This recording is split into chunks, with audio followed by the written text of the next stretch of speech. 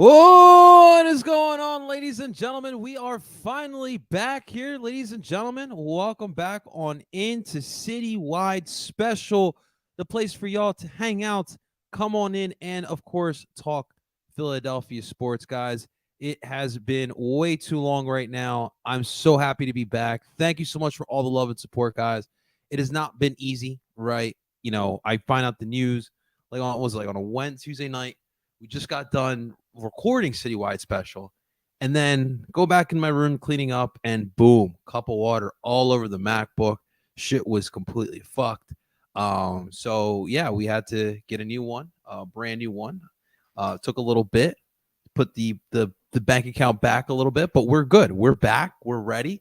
I'm excited. I was itching to be recording. When I'm not recording, it definitely feels like something is missing in my life. This has become a part of my life, just like eating, breathing, and working out. It's making podcasts.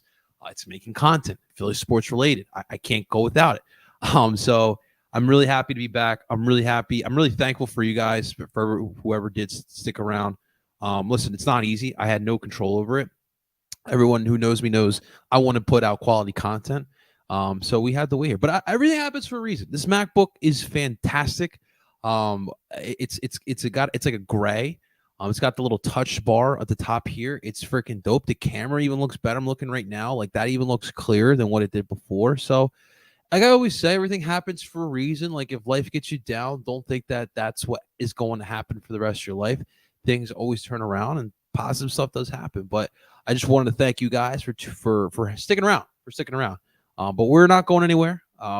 Technical difficulties and all, we're not going anywhere. We're sticking around. We have a jam-packed episode here today. We're gonna start with some Union talk, of course. In about a couple minutes, we'll have Dylan coming in, Dylan Davis of DSM-Media as well. We're gonna talk some Eagles and talk some Phillies, and then of course we're gonna talk about what you guys want to talk about, because this show is about y'all as well. Comment section's open right now on YouTube and on TikTok. TikTok, do me a solid. First off, are we awake? What's going on? How we feeling? How we doing? What's happening? Welcome in, guys. I appreciate you guys tuning in as well. Y'all been the real ones too. Appreciate the love and support on TikTok. Appreciate you guys showing love to those TikToks as well. Keep smashing that screen away. I appreciate it, guys. I see Jason in here. Don't knock. Jason throwing some shit. I appreciate it. Listen, you're right. So there is now a policy in my office. All right. No open containers. Coffee is a different story, because typically in the morning, like, this is from the morning, I'm usually guzzling this by 10:30, 10 o'clock, this is gone. All right. From 6 in the morning to 10, 4 hours, it takes me to drink my coffee while I work and do things, but that's done. But yeah, so like, water is what really caused an issue. So everything has to have a lid now.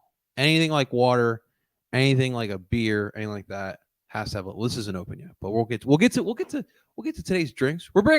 Listen, Citywide Special has been gone, but we didn't forget the routine here. So we'll definitely be going over the Citywide Special of today. But Jason, I appreciate you looking out, man. For sure, we can't have this happen again, man, because I don't know what I'm gonna do again if this happens again. No, I'm all seriousness. Let's get into it today, guys. Right. So of course, as we always do, we'll start off with today's Citywide Special. Today's Citywide Special, we're going with the Seltzer Gang, the Two Robbers. This is the orange and mango flavor. This is a really refreshing one. Anything mango, you have me there. So this is definitely great. And then today's shot, of course, we're going back to the specialty, because why not? We're back in action, so why not go back to it? Aguardiente from El Valle de Cauca, Blanco del Valle, that right there. Sin azúcar, always without sugar. Sin azúcar means no sugar. For you to listen, if you're gonna get into this, all right, there's some things you need to remember. This stuff, number one, is an acquired taste. Now, if you're Colombian, it's already built in you. This tastes like literal water. That's why we call it aguardiente.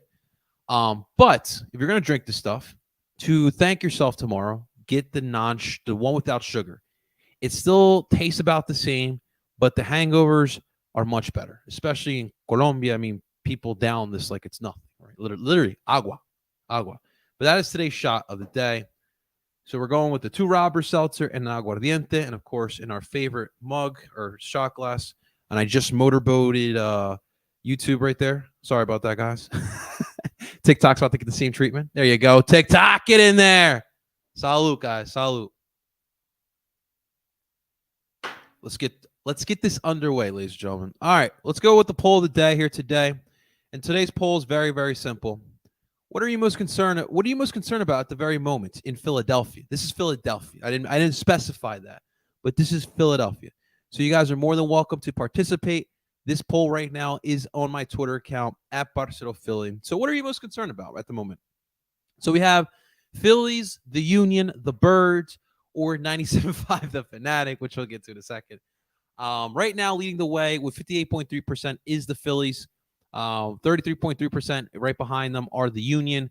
97.5 the Fanatic in third with 8.3%. And no one's concerned about the Birds, which no one should be concerned about the Birds after week one. But listen, after some of the comments I saw after week one, which is not surprising either, I had to put them in there as well. There are some things to be concerned about for sure, some certain aspects, which I'm sure we'll talk about here today with Dylan. But overall, there should be no concern about the Birds. Now, obviously, we'll talk about the Phillies and the Union a little bit as well. But 97.5 the Fanatic is definitely something to be concerned if you are a fan of them or if you possibly work for them. That's probably something to be concerned about. Obviously, I don't know the inside track about 97.5 the Fanatic, what's going on in the ins and outs. But yesterday, I was blessed enough to be invited to the studios over at All City. If you guys aren't familiar, All City is this new network that has been created. I've been familiar. I've actually worked with All City before. They have 3 other markets that they started before. I think it started in Colorado, if I'm not mistaken. But they have Denver, Colorado.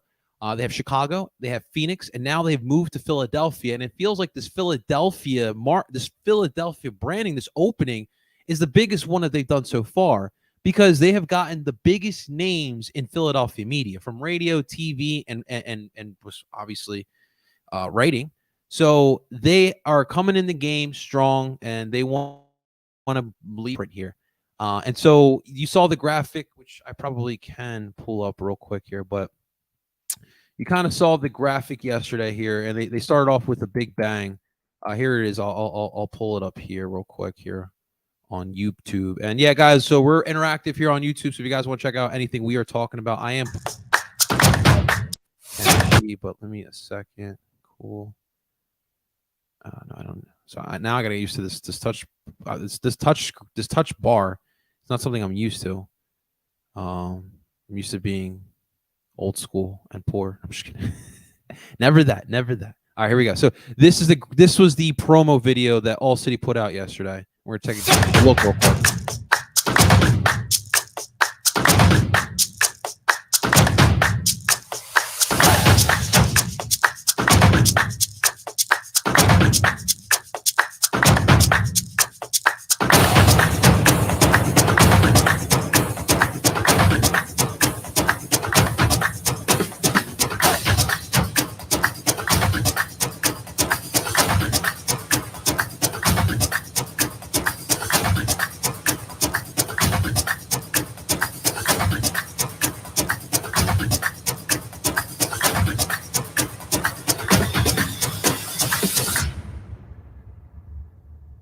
I guess I don't really need to.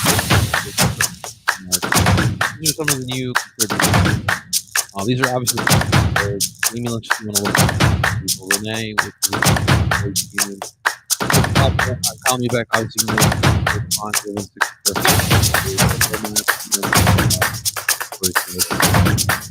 so they do have more.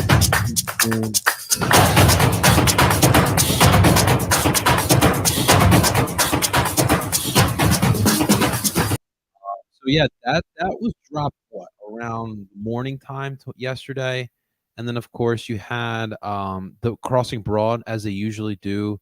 They did a fantastic job of covering this. You really got to give kudos and credit to our boy Kevin Kincaid over at Crossing Broad. He is always on top of just like Philly media, and with the era that we're living in, I mean, it's so important to obviously cover the media too, because listen, there's millions of people in this city who watch and listen and read Philly sports, Philly media, Philly whatever it may be. And so these are obviously personalities and that we are all, of course, keeping an eye out for. But I'm gonna put it in the background here. So yeah, I really just want to thank all city. I was blessed enough,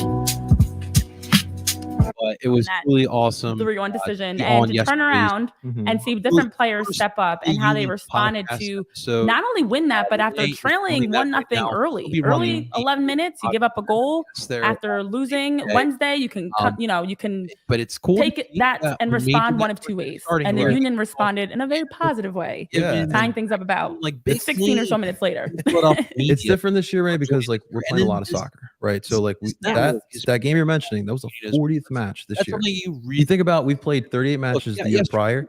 So for a lot of these guys, they're tired. They're just straight up tired. To know. So it's about finding different ways to drive yourself, put yourself in that extra gear. I That know Toronto match, nobody wants to lose that way. It was uncharacteristic. You saw some bad play from Glazes from Elliott. That's something you don't typically see right now. So when you went into that Red Bull match, you go down 1-0. That's what I'm talking about. Like finding that extra gear. How do you bounce back? And thank you to Daniels for getting us that second yell that got him out. But typically the Union don't play well when they're up a man. So seeing them play really well, put on 3 goals after that to take the lead. You saw Ty Barribo at the end of that game. You saw Jeremy Rafael in that game, but that was an important way to bounce back. And Red Bull and Union matches never, ever go one way to another team. So see them put 4-1 like that. Definitely important because international break and the match we're about to talk about a little bit as well. Yeah, and that's the thing. This is a rivalry game when you talk about anytime it's Union versus Red Bull, and even down to you cannot wear red. What does that mean for Philly? Anywhere around not even Philly. Not anywhere in Philly. Like it's forget Subaru Park, you will possibly get put out. And that's how much we just when you look at the Union fan base disliking the Red Bulls. It's personal, honestly. And so to have that rivalry game, that's 12 straight for just victories over the New York Red Bulls. That's the largest margin that they've beaten them since 2017.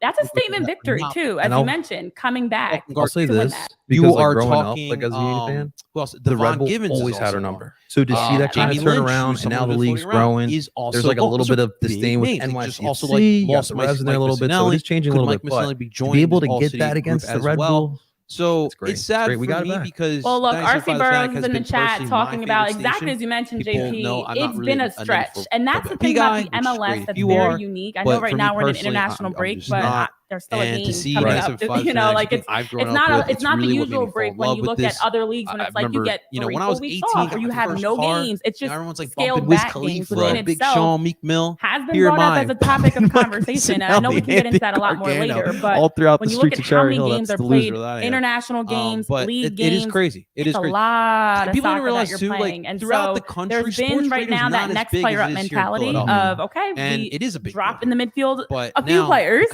switch to the 3-5-2, and as you're talking about keeping the 3-5-2 RC Burrows, I don't know. We smell. I mean, it's something that has. If we smell that blood from you, we're gonna pounce on that, and I'm seeing the fan base starting to pounce on that. So 975 the Fanatic. If I'm you, whatever you have drawn up, just throw it the fuck out. You need to go back to square one.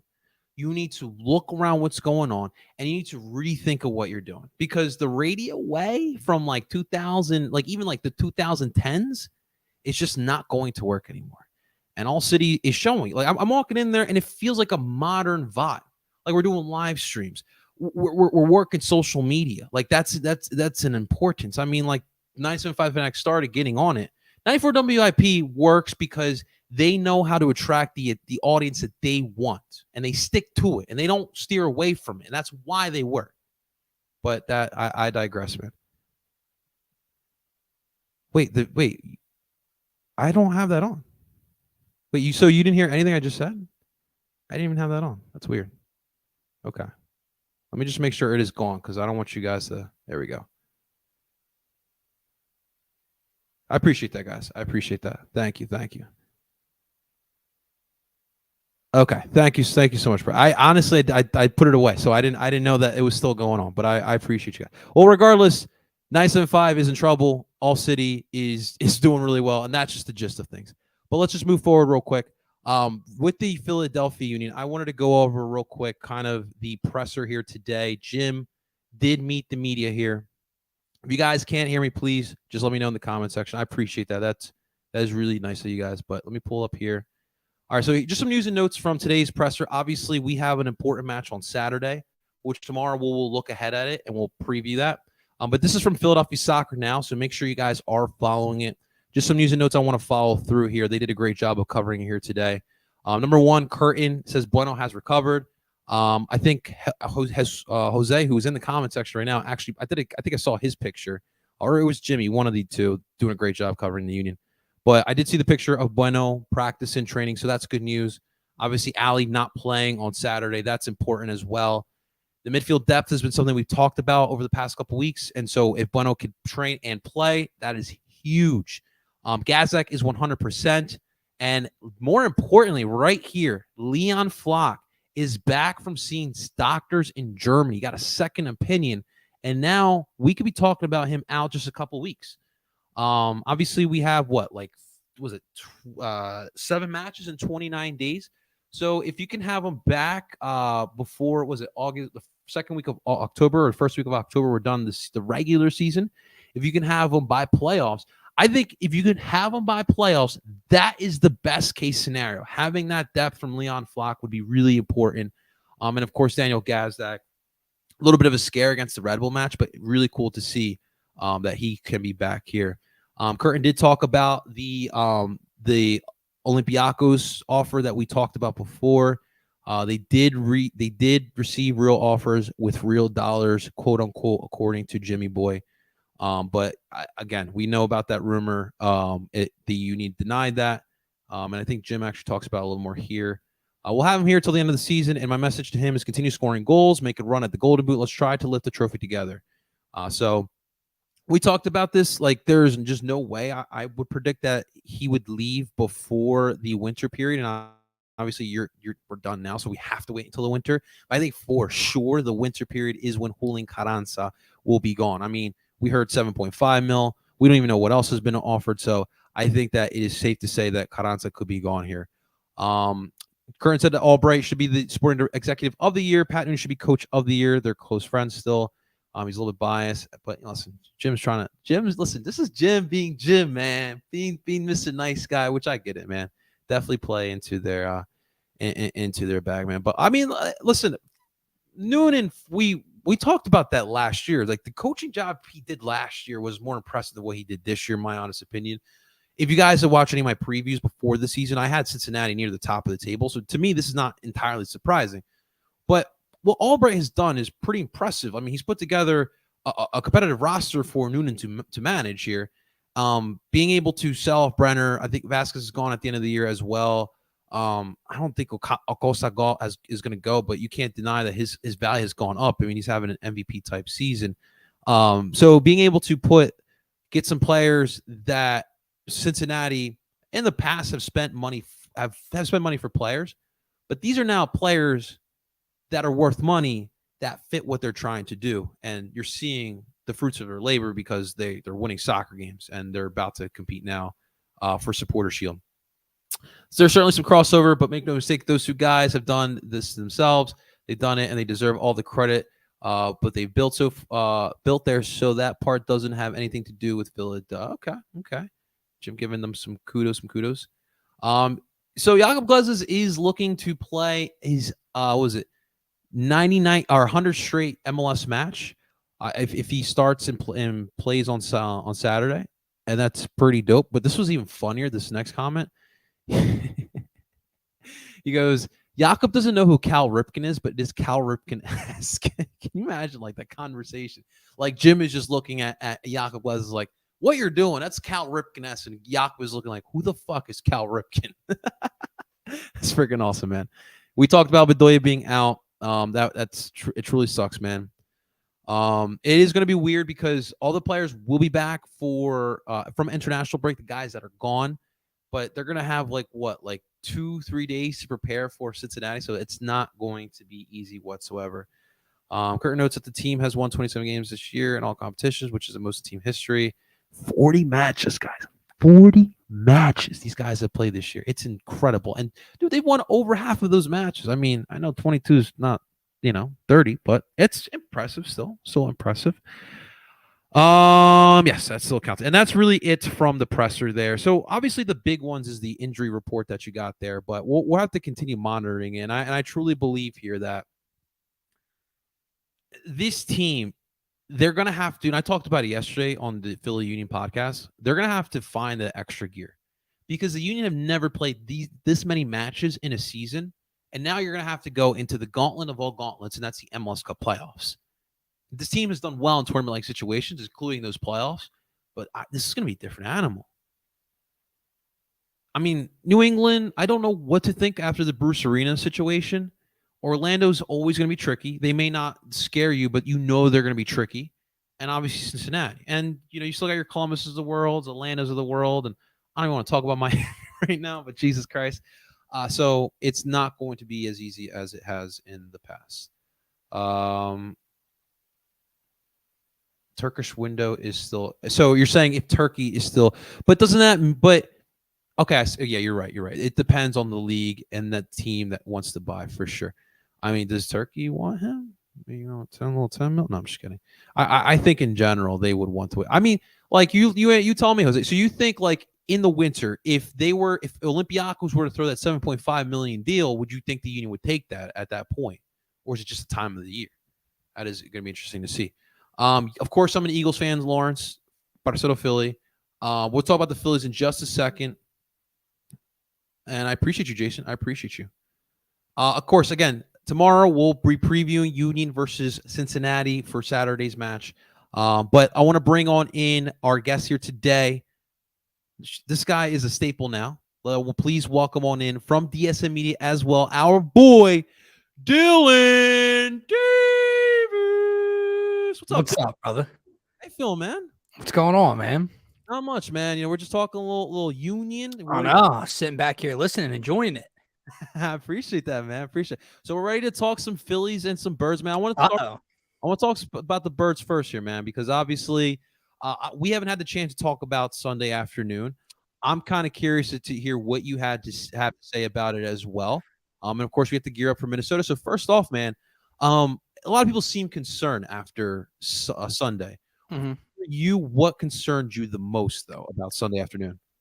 I mean, it was as ugly gets, right, in terms of a victory, which at the end of the day is all that matters, is that they're 1-0 in the win-loss column. But concerns, like, to me, it was just concerns within that game. There's nothing to really take forward that I'm looking at. I don't have any concerns moving forward about Jalen Hurts. I don't really have any concerns about the lack of sack numbers or sack totals that this defensive line kind of lacked throughout the first three quarters on Sunday. That was more so the game plan that Bill O'Brien and Mac Jones and them put together over there. But like I said, it was really ugly to watch.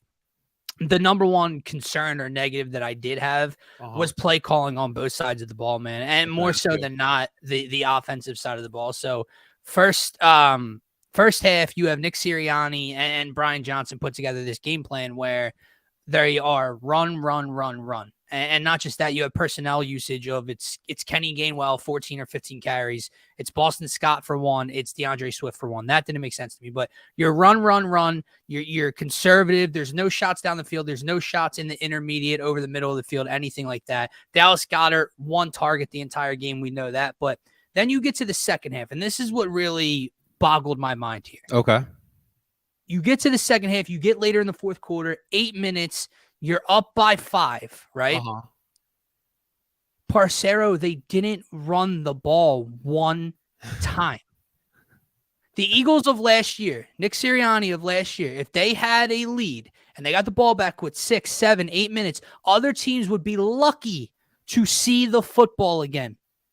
They didn't run it one time, and they were snapping the ball with 10, 12, 14 seconds on the play clock every time. They gave Mac Jones the ball back with 5:50. You didn't even chew 3 minutes off the clock. It was so mind-boggling to watch.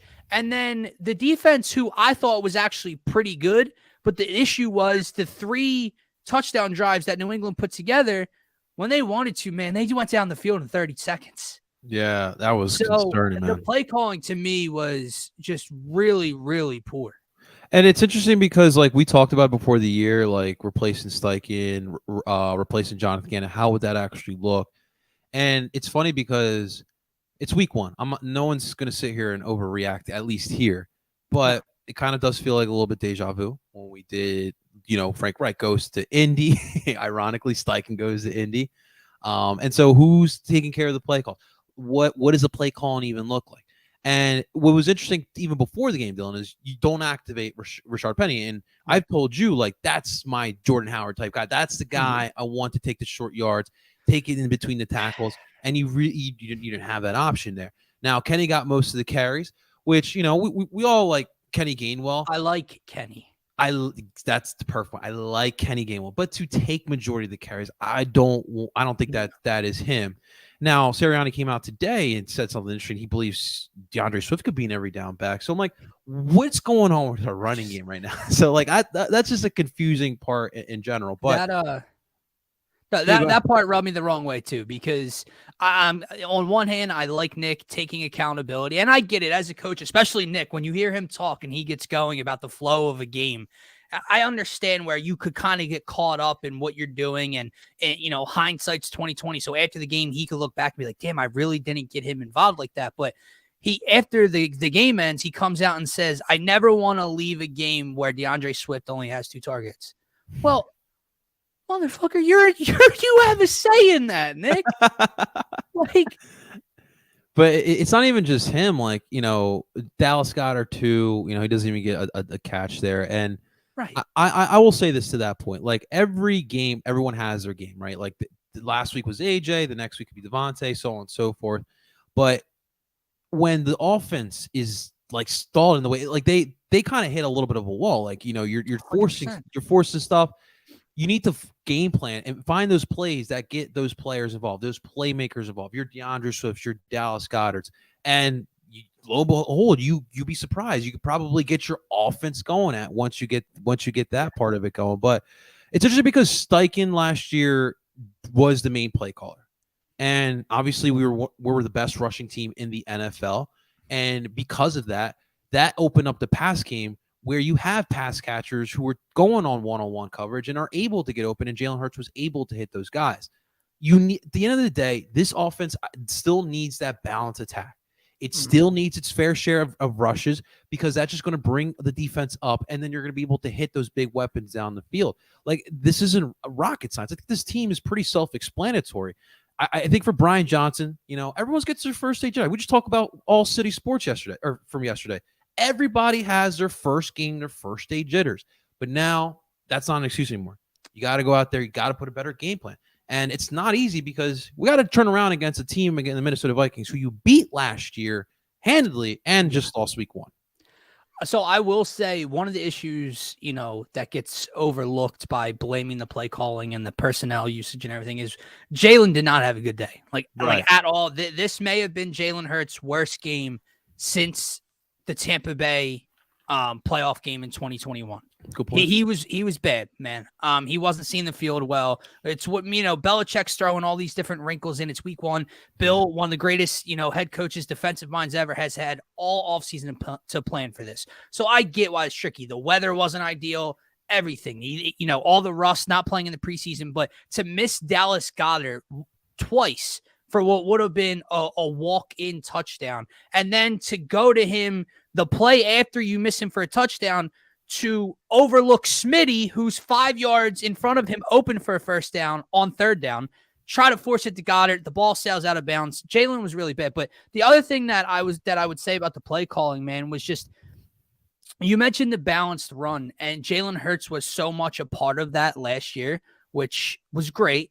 But Scotty and I, and I'm sure you have all offseason long, have talked about how dial it back a little bit. You don't want Jalen carrying the ball 15, 14, 16 times every week. My issue with what I saw in week 1 is they clearly worked with Jalen on protecting himself and not taking unnecessary hits and getting down. The problem is when you run a quarterback draw or a zone read where the quarterback's going to keep it, he can't slide at the line of scrimmage. Just crumble up that play and throw it away if he's just going to slide in the backfield, man, and lose a yard or two, because it's pointless. It's worthless. And then on first down, trying to eat some clock, the one time he doesn't slide, he tries to run somebody over and fumbles the football and almost loses the game. So it was a mess, man. It was. I'll be honest with you. The thing that concerns me the most, I don't think people are really talking about. So after Sunday, you lose Nakobe Dean for foreseeable future, not season ending, but for foreseeable future, you're out with him. It sucks because this is a kid who's dealt with injuries. I mean, that's why he fell to you in the second round. Now he's hurt in his opportunity. This is a kid who's getting used to just being a first-time starter in the NFL. And I got to rely on Nicholas Morrow, Christian Ellis, like Zach Cunningham. Like it's not looking good at that linebacker position. We don't prioritize that position in general, but I mean, dude, no one should feel comfortable with those linebackers, man. So no, and Reed is questionable as well for Thursday night, backing up that position. It's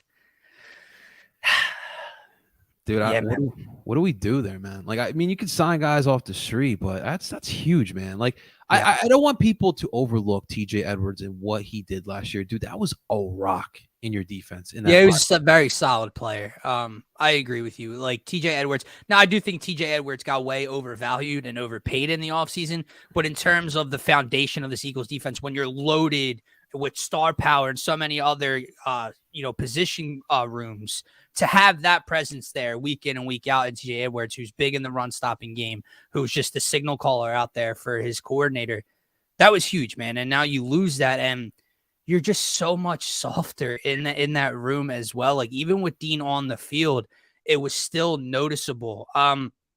But Sean Desai is another question mark too that you're going to have to continue to learn and see along with Brian Johnson, right? Because I thought that Sean Desai came out and had a few different wrinkles than we would have seen Jonathan Gannon have. Like I thought I watched Reed Blankenship come down in the box at the last second and shoot a gap and come on a safety blitz. I watched Sean Desai throw two linebackers on one side and rush 5 and 6 at times. So it was cool to see them not just rely on the front four getting into the quarterback. Yeah. The problem is, Parcero, Sean Desai is the same as Jonathan Gannon in keep everything in front of me. I don't want to get beat deep. Well, when you're rushing 5 or 6, wouldn't you want to play a little more press coverage to not allow all those underneath routes? If you get beat once or twice throughout the course of a game, you get beat, right? Like hopefully it's not for a touchdown, but you get beat for a chunk play here or there. I'm so sick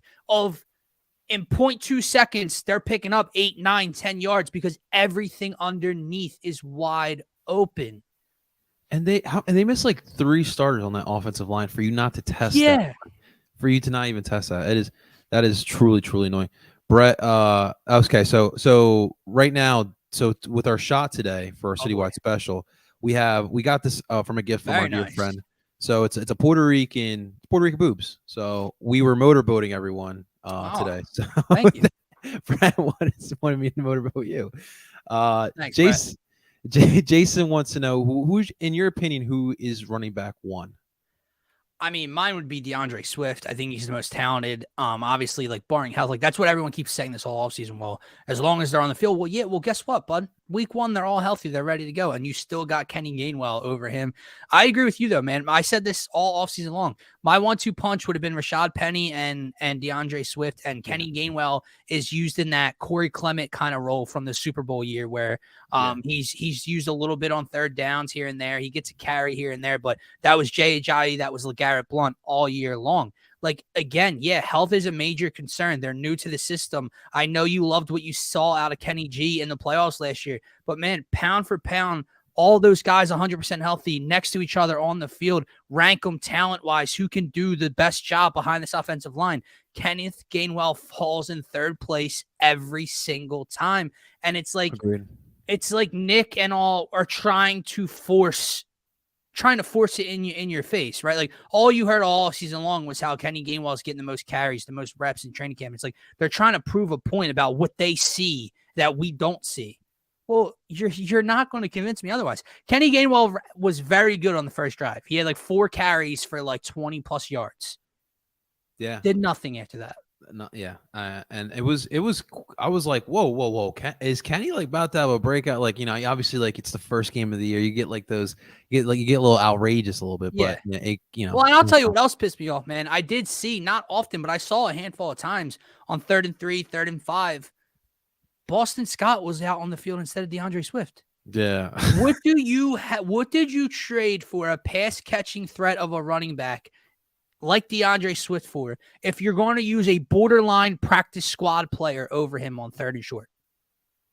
You just save him for the Giants. That's all you do, Nick. You don't use him in any other games, man.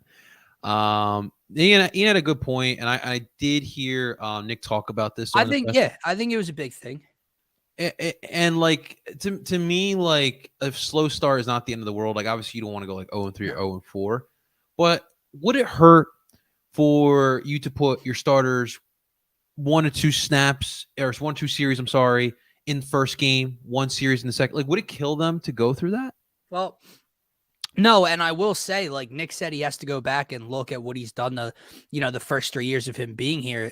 Yeah. But this was the first year he's never played any of them in the preseason. Like his first starting year, Jalen played the first 2 drives or so of game 1. I think he played a drive in week 2 of the preseason. Last year, he played at least the first, like they played a little bit, like 2 drives of the first game. To not even throw them out there at all was probably a mistake. Like, I get it, man. You want to get to the starting line as close to 100% healthy as you can. And God forbid something went wrong on a non-contact injury or something like that to Jalen Hurts or A.J. Brown or Lane Johnson in the first snap of the preseason. But, they're very fortunate not to start the season 0-1 right now. That is true. Jason wants to know, when would you play tight coverage? Like I said, when you're going to when you are when you are going to rush 5 or 6, when you are going to blitz a bit, because look at everything Mac Jones and Bill O'Brien dialed up. Everything, man, was a 2 or 3 step drop, ball out of their hands. So I'm going to run. Everyone was on Twitter at halftime freaking out about this pass rush, not getting home, blah, blah, blah. How many times did you see Hassan Reddick almost get there around the edge? How many times did you see Jalen Carter discard of the guard and almost come up the middle freely? The ball was out like that. Yeah. So when you're going to bring pressure, you have to at least get up. If I had Darius Slay and James Bradbury and I'm bringing 5 or 6, I'm getting up and I'm jamming them at the line. If they somehow get beat off the line of scrimmage and they pick up 20, man, they pick up 20. All right. But I'm tired of the 3rd and 6. I'm bringing 5, but I'm going to line up my corners 8 yards off the line of scrimmage, and they're going to hit someone for 7, and they're going to run for another 5. That's when I can't handle it, man, because you're not giving those 5 pass rushers enough time to get home. I don't care who you are. No, yeah, absolutely. Those are really good points that you bring up here. Real quick, I just wanted to look up here. So the Patriots were 5 of 15 on 3rd down and 1 for 4 on 4th down on Sunday. But like, I mean, we've seen that before with Jonathan Gannon specifically, where, I mean, dude, the big plays on those 3rd and longs or 4th and longs were killing JG's defense. Let me throw this at you. Those numbers are good. They're not bad numbers. They had a drop on 3rd or 4th down by Hunter Henry. It's true. To start the second half, the wide receiver beat Bradbury on a comeback route and didn't get both feet in bounds. They had a punt. And on the final play of the game on 4th down, the receiver didn't get his feet down. Yeah. Those numbers would look drastically different if the New England Patriots knew how to get their feet down or hold on to a ball correctly. Yeah. And again, it's week 1, but like if that's a different team, like even I'll put it this way. If that's the team we're playing tomorrow, I don't see. Yeah, I'm agree with you that those numbers would be completely different. The score line may be even different. We're talking 5 points. Who knows what? Dude, who had Jake Elliott on our fantasy league, man? That's a great question. Dude, that guy was money on Sunday, dude. NFC special teams player of the week. God bless him, man. God bless him. And then dude, the young defensive tackles, man, they have me so excited for future, man. It's so fun, dude. And let me tell you, that was, if I could take one like majorly positive thing away from this game, it was Jalen Carter. And it was just that, like, everything I wanted since he was drafted here, everything I discussed with Scotty over the offseason actually came true and came to light in week 1. I was so scared that they were going to put this kid out there for the first time and keep the training wheels on him. And he wasn't going to, he was going to play limited, him and Nolan Smith would play limited snaps and blah, blah. Nolan Smith got limited action.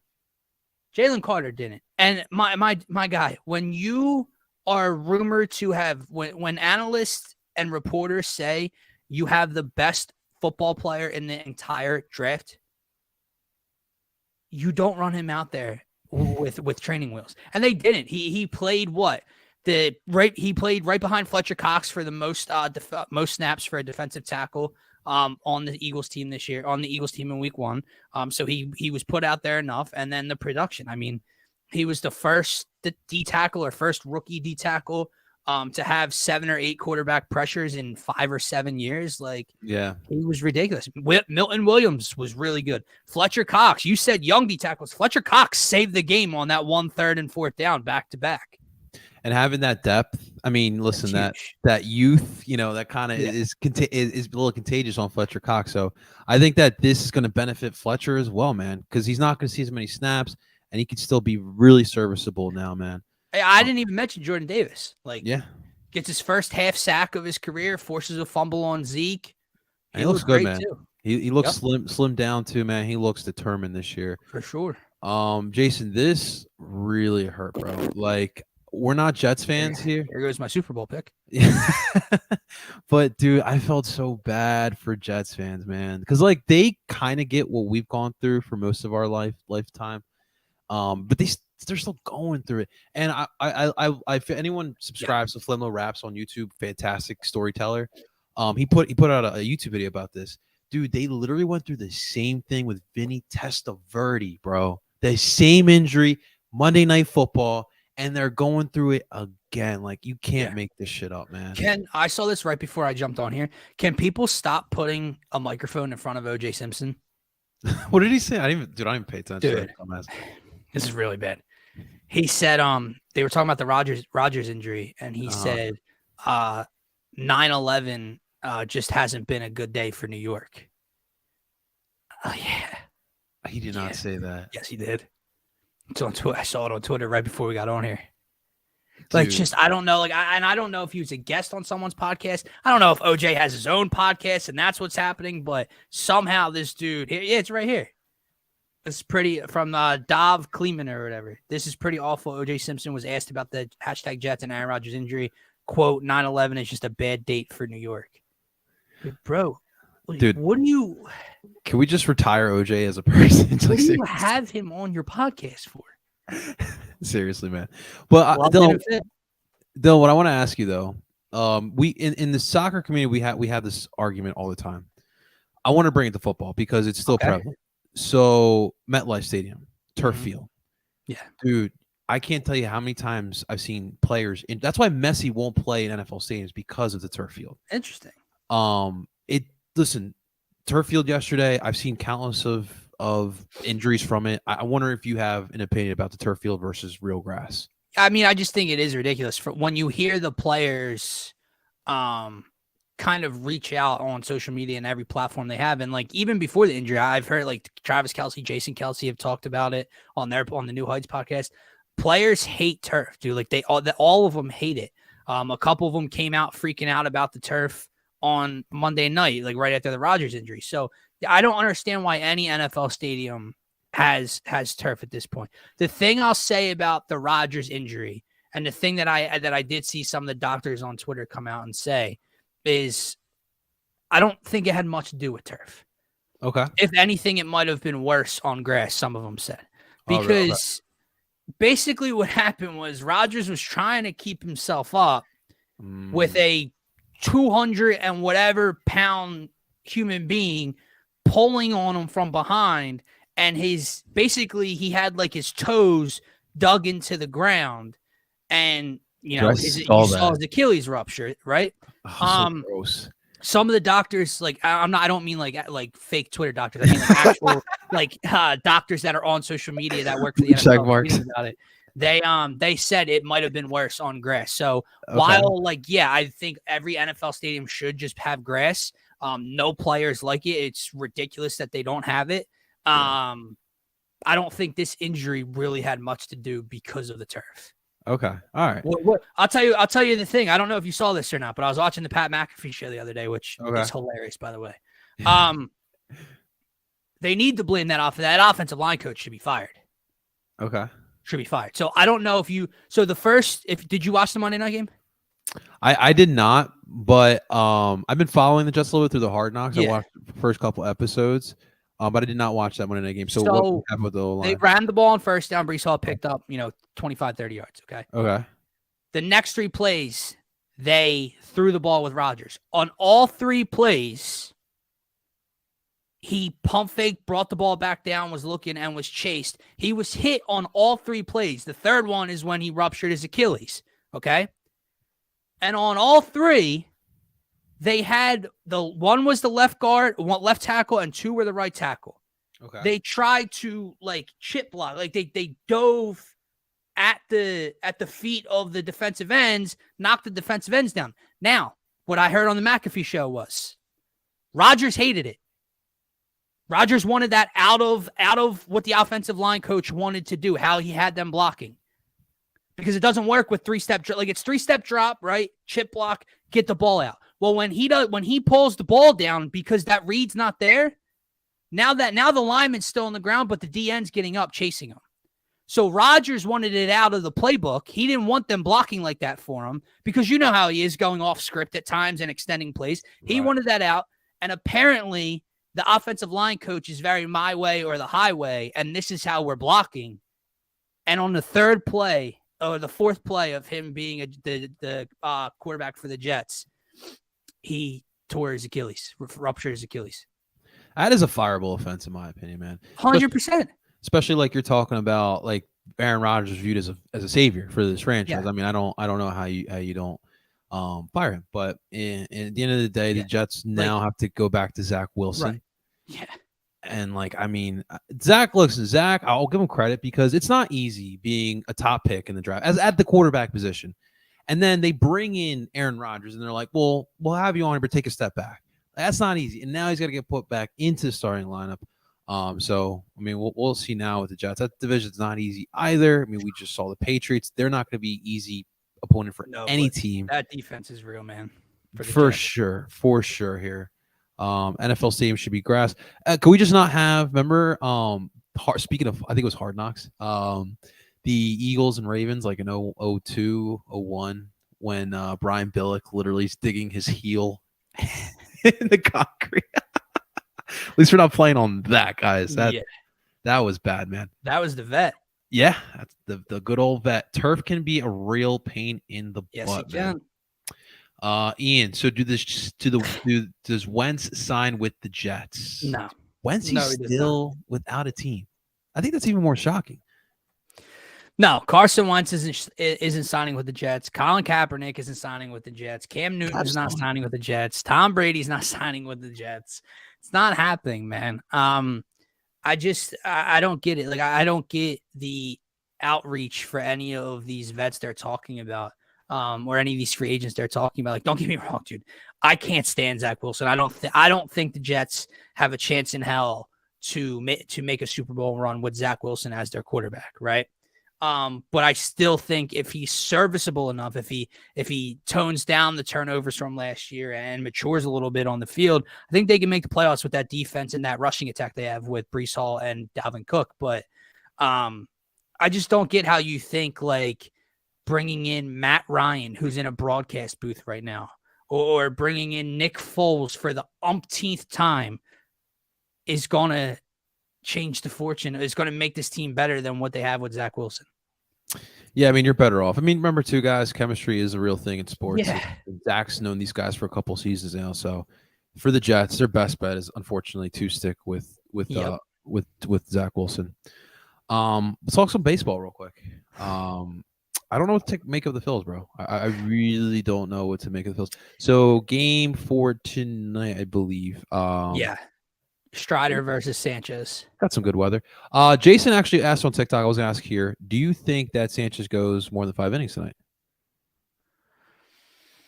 I think he needs to. I would be. And I think Rob needs to trust him too, because listen, Taijuan Walker is a tops of the league in the NL in wins, or right there. He's had an up and down year. Ranger has been up and down since he's come back. And if Rob Thompson is going to come out at the season that Aaron Nola's had, right? If you're going to come out and basically tell WIP right now your starters for the playoffs would be Wheeler, Nola, Ranger, and Walker, I just don't understand how you don't have the faith or trust in Chris Sanchez to get you through into the 6th or beyond, right? Especially with the way this bullpen's had to be used this series.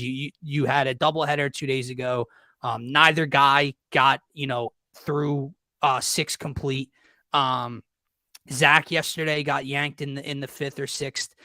You went to extras again in that game.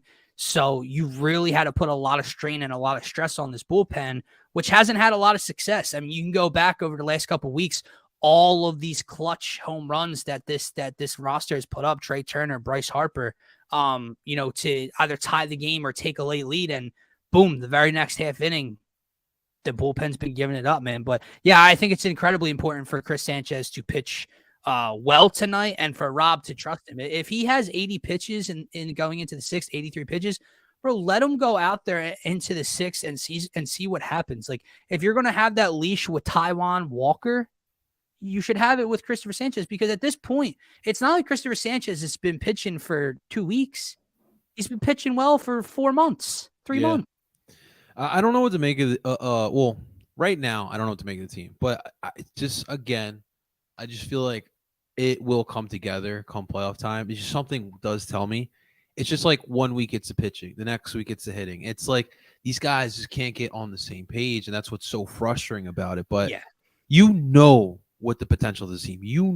This team can hit with the best. I think, was it Rob's or Bryce said it last night? I mean, they have the bats to compete with the Braves. I mean, look at what they've done the last 3 games against the Braves. And again, you've lost 2 of the games in heartbreaking fashion, and your pitching has given up a lot of runs. And that's a testament to how good the Braves are, right? But to sit here and act like the Phillies are just totally outclassed by these Atlanta Braves this year, how can you watch these 3 games and take that away from this? I don't get it. They're one of the best regular season teams as well, guys. And we know this. That's why there's a bunch of division titles in there. But no, I'm right there with you. The pitching needs to get back onto the groove of things. Well, Wheeler decided for the first time in his last 12 starts not to have a good start. Can't kill him for that, for sure.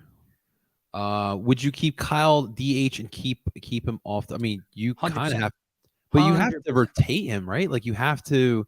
For now, once it comes playoff time, no, he's my permanent DH. Bryce is playing first, and I'm putting one of the younger outfielders out in left, which, by the way, hold on, let me say this loudly into the microphone for Rob Thompson to hear. It's Johan Rojas greater than Christian Pache. Stop with this, man. Stop.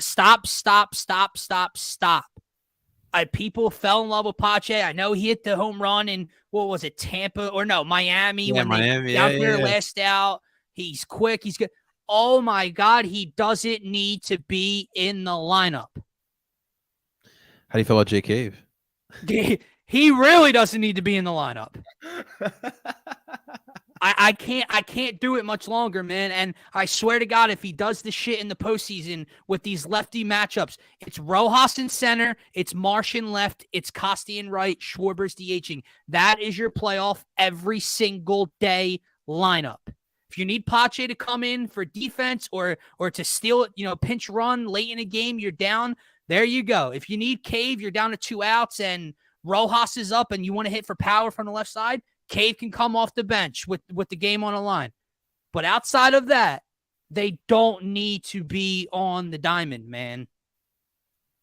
Sosa's an infield depth guy. Yeah, well, I guess he's saying because Sosa gets put in the rotation, but come playoff time, no. Sosa can be another utility. Where are you going to put him? Right? Bryce is at first. Bone's playing third. Trey's at short. And Bryson's at second. Like, Sosa's had a very, very good year, man. He has surprised me in the box. greatly from when he came here from St. Louis hitting like a $190, right? But no, he doesn't need to play in the postseason. I agree. No, I agree, man. And once, dude, playoffs is for the big time players, man. And you allow those guys to figure out on a night to night basis in the playoffs. Can you tell one of those big time players to pull his head out of his ass before the postseason starts? That'd be nice, man. Do you know who that is, by the way? Are you talking about Mr. JT Real Muto? Yeah, I am. No standing ovation is going to work here. I don't know. I don't know what Philly wants to do. I'm at the point with JT where I want to boo him. But I don't know if he needs positive reinforcement or like negative reinforcement. He will get, he'll get going because of the booze, but he's a mess, man. For sure. I think it's so funny. I tweeted weeks ago about JT being a liability at the plate when he left like runners on second and third, with the game on the line. And that night after the game, by the way, he was like 0 for his last like 8 or whatever. Some guy commented his OPS plus over the last 12 games. Right? I said, okay, cool, bro. JT came up the next 2 days and went 0 for 8 after that. Comes up last night, strikes out in a big moment, pops up in a big moment. And then, like, Parcero, all he has to do is put the ball in play. Yeah, that's literally all. First and second, nobody out. All you have to do is put it in play and get those runners over. He can't do it.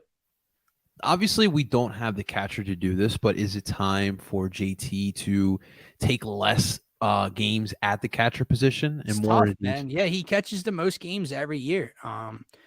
Yeah, like I don't know. Like, and don't get me wrong, like it's another thing where, we love to react and overreact to every game, but he hasn't been good really all year. No. But you've seen him in the playoffs last year, right? Like he hits the wall, he hits the home run to beat Houston in game 1. He's had a couple big moments, but yeah, he's been the least clutch right now, man. And for the comment above that, I just, it would be an awesome story. I don't see a world in which Rhys Hoskins comes back for the postseason. I don't even see him coming back next year, man. Yeah, I don't know what they're going to do with Rhys. I mean, like, dude, like this team has got a couple of DH options. And Rhys, you would have to think like, all right, so first base and DH, right? But now you got Bryce Harper doing that, and that's been working really well. Right. Love Rhys, dude. Love Rhys. Appreciate everything he's done. He was clutch as hell in the postseason last year. I mean, he didn't hit for average in the postseason, but he hit quite a few big time home runs last year. And we'll never forget those, man. Nope. We will never forget those. So what do you think happens today? For the Phils, wrap the series up, man. Man, you want to say a win, and the way that they played this Braves team all series long, they can be in the game, but the pitching disparity is too great. And while I think Christopher Sanchez has had a hell of a year as that fifth guy, you're talking about one of the league's best in Spencer Strider versus Christopher Sanchez. If this was October and Spencer Strider had to come here for 3 hours of hell, I might say otherwise, but this is a kind of, muggy, gloomy Wednesday night in September. So it's gonna be an uphill battle for sure tonight, especially because if I'm correct, it was either his last start or his second to last start. Strider got smoked by the Cardinals and got pulled in the 3rd inning. So if that was his last start, I wouldn't put a lot of money on him not bouncing back tonight. One last comment here. Rhys, yeah, I agree. Level training to get where we need him. Yeah, man.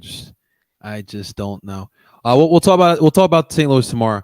We do have to hop off here. Dylan, man, as always, I appreciate you coming in here, man. Let the people know where they can find you, brother.